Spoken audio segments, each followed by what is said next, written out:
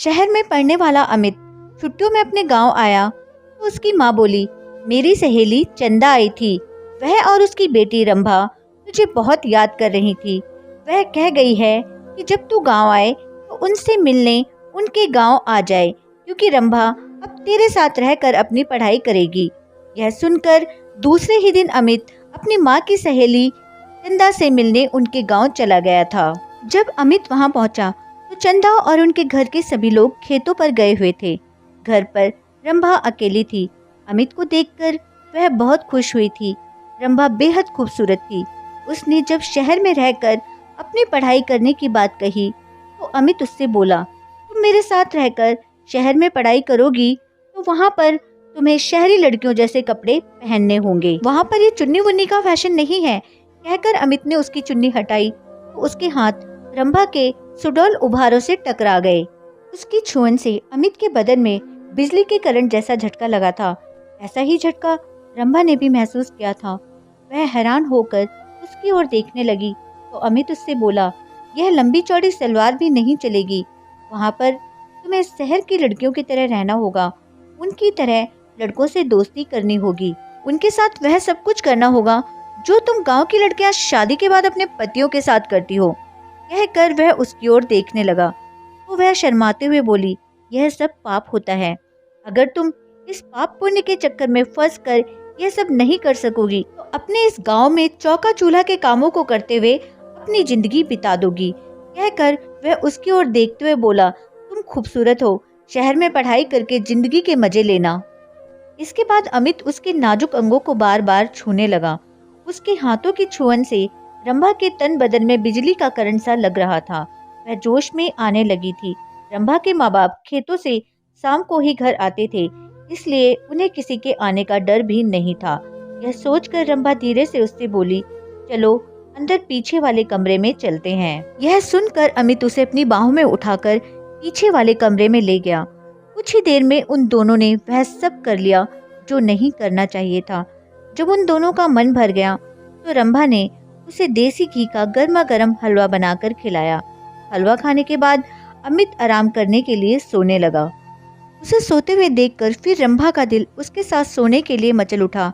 वह उसके ऊपर लेटकर उसे चूमने लगी तो वह उससे बोला, तुम्हारा दिल दोबारा मचल उठा है क्या?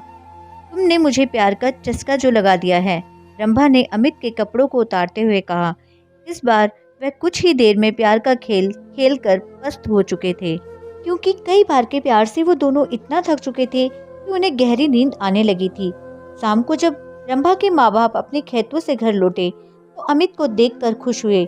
रंभा भी उसकी तारीफ करते नहीं थक रही थी। वह अपने माँ बाप से बोली, अब मैं अमित के साथ रहकर ही शहर में अपनी पढ़ाई पूरी करूंगी। यह सुनकर उसके पिताजी बोले, तुम कल ही इसके साथ शहर चली जाओ, वहाँ खूब दिल लगाकर पढ़ाई करो। जब तुम कुछ पढ़ लिख जाओगी तो तुम्हें कोई अच्छी सी नौकरी मिल जाएगी, तुम्हारी जिंदगी बन जाएगी। फिर किसी अच्छे से घर में इसकी शादी कर देंगे। आजकल अच्छे घरों के लड़के पढ़ी लिखी बहू चाहते हैं। रंभा की माँ ने कहा तो अमित बोला, मैं दिन रात इसे पढ़ाकर इतना ज्यादा होशियार बना दूंगा कि फिर ये अच्छे अच्छे पढ़े लिखों पर भारी पड़ जाएगी। रंभा की माँ ने अमित के लिए खाने को अच्छे अच्छे पकवान बनाए। खाना खाने के बाद बातें करते हुए उन्हें जब रात के 10 बज गए तब उसके सोने का इंतजाम उन्होंने ऊपर के कमरे में कर दिया। जब अमित सोने के लिए कमरे में जाने लगा तो चंदा रंभा से बोली, कमरे में 2 पलंग हैं, तुम भी वहीं सो जाना। वहाँ पर अमित से बातें करके शहर के रहन सहन और अपनी पढ़ाई लिखाई के बारे में अच्छी तरह से पूछ लेना। यह सुनकर रंभा मुस्कुराते हुए बोली, जब से अमित घर आया है तब से मैं उससे खूब जानकारी ले चुकी हूँ। पहले मैं एकदम अनाड़ी थी, लेकिन अब मुझे इतना होशियार कर दिया है कि मैं अब सब कुछ जान चुकी हूँ कि असली जिंदगी क्या होती है। यह सुनकर चंदा खुशी से मुस्कुरा उठी। वे दोनों ऊपर वाले कमरे में सोने चले गए थे। कमरे में जाते ही वे दोनों एक दूसरे पर टूट पड़े। शहर में आकर अमित ने रंभा के लिए नए नए फैशन के कपड़े खरीद दिए, जिन्हें पहनकर वह एकदम फिल्म की हीरोइन जैसी फैशनेबल हो गई थी। अमित ने एक कॉलेज में उसका एडमिशन भी करा दिया था। जब उनके कॉलेज खुले तो अमित ने अपने कई अमीर दोस्तों से उसकी दोस्ती करा दी। गांव की सीधी सादी रंभा शहर की जिंदगी में ऐसी रम गई थी कि दिन में अपनी पढ़ाई और रात में अमित और उसके दोस्तों के साथ खूब मौज मस्ती करती थी। जब रंभा शहर से दूसरी लड़कियों की तरह बन सवर कर अपने गांव जाती, तब सभी लोग उसे देखकर हैरान रह जाते थे।